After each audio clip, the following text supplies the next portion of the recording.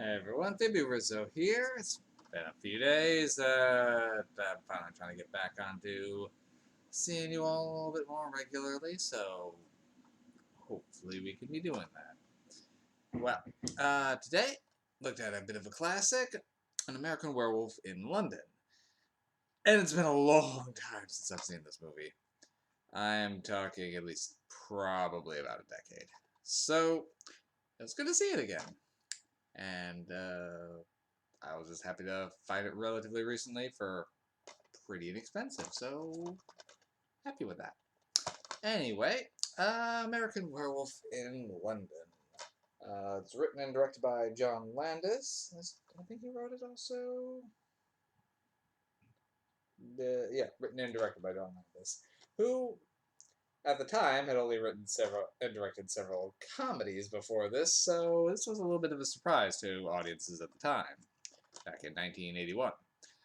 Before this, John Landis was mostly known for Kentucky Fried Movie, National Lampoon's Animal House, and Blues Brothers. So when people saw from the writer director of Animal House, they went in expecting a comedy, and apparently a lot of people left the theater a little shocked at what they saw. I mean, it still does have a sharp sense of humor about it, but it's definitely a horror movie first and foremost, rather than a comedy with horror elements. So, plot-wise, a pair of friends are backpacking across Europe. They're out in the moors of Scotland, and after being warned several times to stay off the moors and beware the moon, they do neither and end up attacked by a creature out on the moors.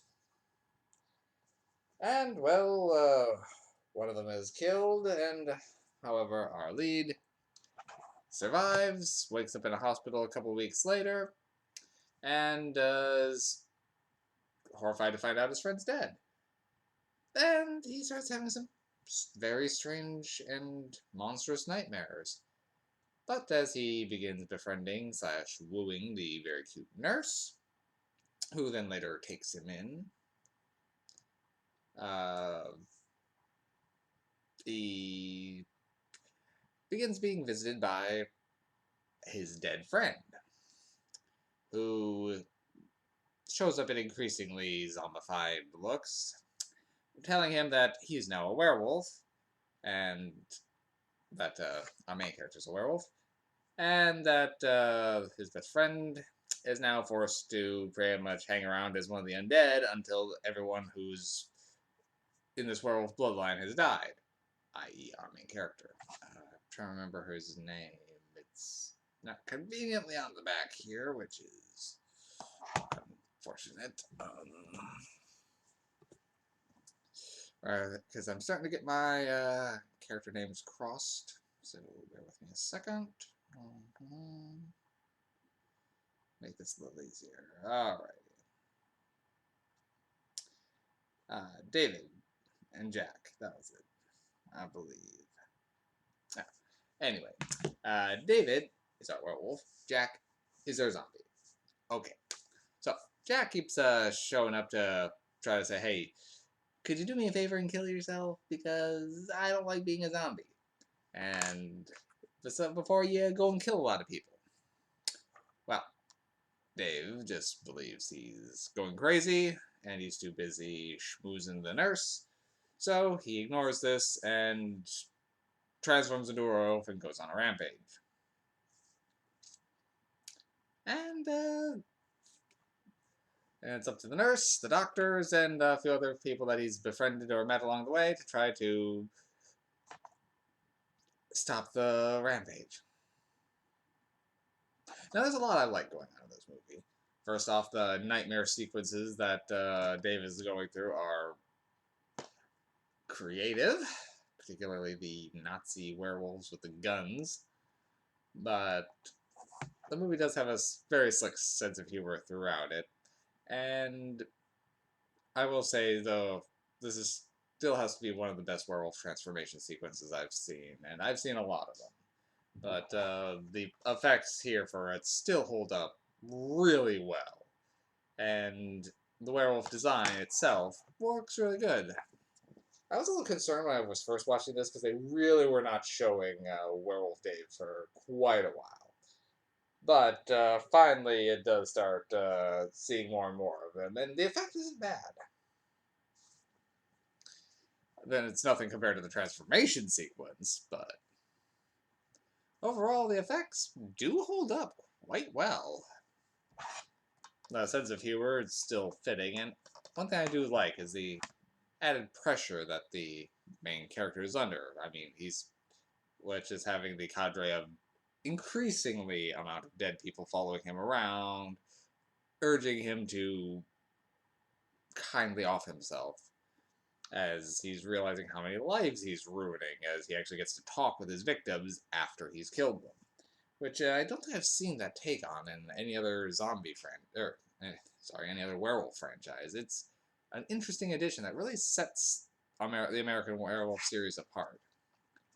Now, I know the sequel, sort of a named sequel, I don't know, American Werewolf in Paris, I remember it wasn't nearly as well received, but I remember seeing it once and enjoying it. But I barely remember it, so that could just be a much younger Phoebe Rizzo recalling it. So I'm going to have to see that one again at some point, just not right now. Now, I do, from what I saw that when I was doing a little bit of research into this, it looks like there is essentially a remake in development that's been in development for a long time. That's actually being directed by Max Landis, but with John Landis still working as the main writer, so essentially they're co-working for it. So,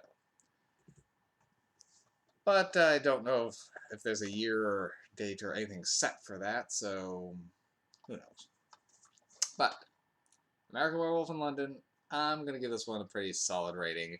Been debating on the higher end of it, but I'm gonna go good 8 MacGuffins on American Werewolf. It is a phenomenal film.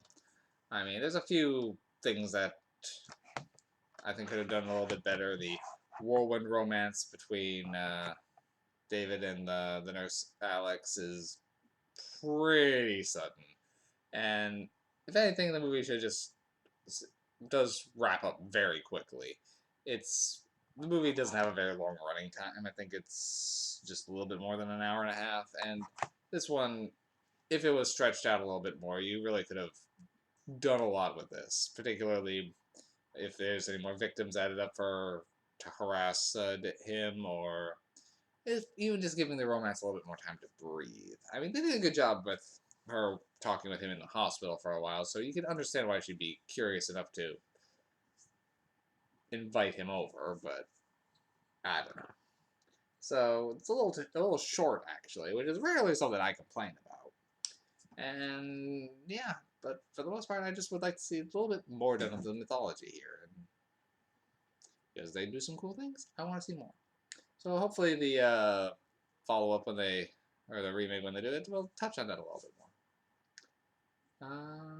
Yeah.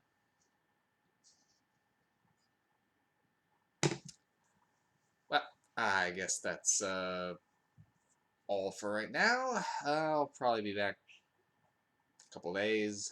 Got some other ones on the radar that I'm looking to watch, so hopefully I'll get to them soon. And have a good night, everybody.